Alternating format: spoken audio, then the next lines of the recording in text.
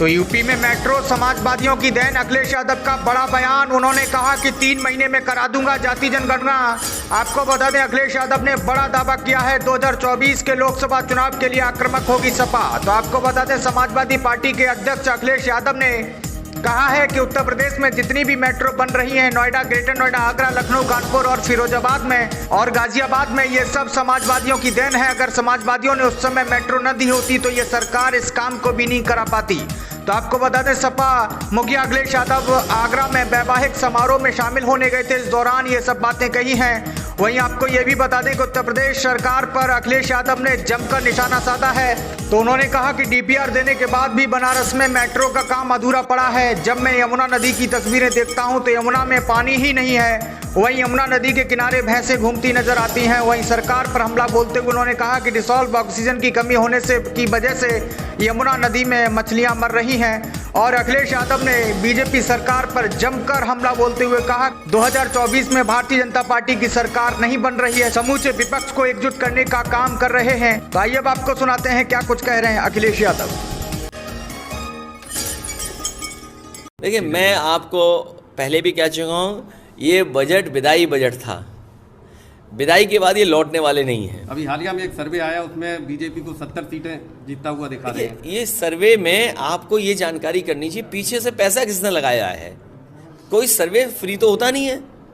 जिस व्यक्ति ने सर्वे किया होगा, जिस एजेंसी ने सर्वे किया होगा, उस एजेंसी को कोई ना कोई स्पॉन्सर कर रहा होगा, और वो स्पॉन्सर कौन कर रहा था? हो सकता है बीजेपी समर्थक हो।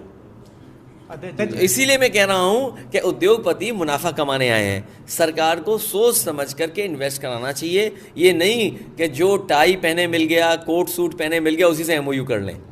भारतीय जनता पार्टी है जो नफरत की राजनीति करती है, आपस में लड़ा के राजनीति करती है। और जो झगड़ा शुरू हुआ है, ये कोई झगड़ा आज का नहीं है। अगर हम भारत के इतिहास में नज़र डालें तो 5000 साल से ज़्यादा का ये झगड़ा है। हमारा कोई झगड़ा नहीं किसी से। हम तो मुख्यमंत्री जी से ये जानना चाहते हैं, और सदन में अगर कोई सवाल उनके सामने किया है विपक्ष ने, और समाज अगर वो विपक्ष करता है सवाल उनके सामने, तो जवाब मिलना चाहिए उसका। लेकिन भारतीय जनता पार्टी को जवाब से भागना नहीं चाहिए। भारतीय जनता पार्टी को जवाब से भागना नहीं चाहिए। समाजवादी पार्टी सभी भगवानों को मानती है, हर धर्म के भगवानों को मानती है, हर धर्म को मानती है, हर अच्छाई को मानती है। और समाजवादी पार्टी भगवान विष्णु के जितने अवतार हैं उन सबको मानती है। लेकिन अगर कहीं कोई प्रश्न लगा है, प्रश्न चिन्ह उठा है, और ये लड़ाई कोई हिंदू धर्म की आज की नहीं है, 5000 साल से भी ज़्यादा हो चुके हैं। इसीलिए मैंने अभी भी उदाहरण दिया था कि बीजेपी के लोगों को रामधारी दिनकर जी की वो कविताएं पढ़नी चाहिए, और एक बार फिर इतिहास के पन्ने पलटने चाहिए। तो इसलिए जवाब उन्हें देना है, जवाब से भाग नहीं सकते वो। चाचा ने भी कल परसों कैनल में नहीं, देखिए, भाजपा जो चाहती है वो कई बड़े दल काम करते हैं। अभी एक बड़े दल की राष्ट्रीय अध्यक्ष, उन्होंने क्या कहा, बीजेपी जानती है कब किससे क्या बुलवाना है। इसलिए हमें आपको बहुत सावधान रहना पड़ेगा। वो बुनियादी सवाल आज भी वैसे के वैसे हैं। बजट पेश हुआ, ये आखिरी बजट था सरकार का। मैं तो ये कहूँगा ये विदाई बजट था, इसके बाद ये दोबारा लौटने वाले नहीं हैं।